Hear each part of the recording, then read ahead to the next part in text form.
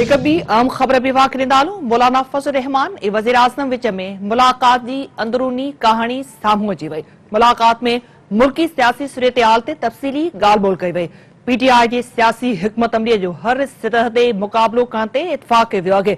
मुलाक़ात में इतफ़ाक़ थियो त वक़्त खां अॻु चूंडूं न थींदियूं ऐं नई वरी को दबाउ क़बूल कबो। ॿिन्ही अॻवाननि तरफ़ां पंजाब जी सियासी सूरतहाल ते इत्मीनान जो इज़हार कयो।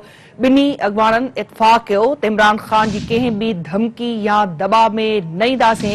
नाज़रीन अवां खे अपडेट कयूं पिया। कुझु देर पहिरीं मौलाना फज़ल रहमान ऐं वज़ीर आज़म विच में मुलाक़ात थी हुई। मुलाक़ात जी अंदरूनी कहानी साम्हूं अची वई आहे, जेका अवां सां शेयर कयूं पिया त मौलाना फज़ल रहमान ऐं वज़ीर आज़म विच में मुलाक़ात जी अंदरूनी कहानी साम्हूं अची वई आहे। मुलाक़ात में मुल्की सियासी सूरतहाल ते तफ़सीली ॻाल्हि ॿोल कई वई। पीटीआई जी सियासी हिकमत अमलीअ जो हर सतह ते मुक़ाबलो करण ते इतफ़ाक़ कयो वियो आहे। मुलाक़ात में इहो बि इतफ़ाक़ थियो आहे त वक़्त खां अॻु चूंडूं न थींदियूं ऐं नई वरी दबाउ क़बूल कबो। ॿिन्ही अॻवाननि तरफ़ां पंजाब जी सियासी सूरतहाल ते इत्मीनान जो इज़हार कयो। ॿिन्ही अॻवाननि इतफ़ाक़ कयो त इमरान ख़ान जी कंहिं बि धमकी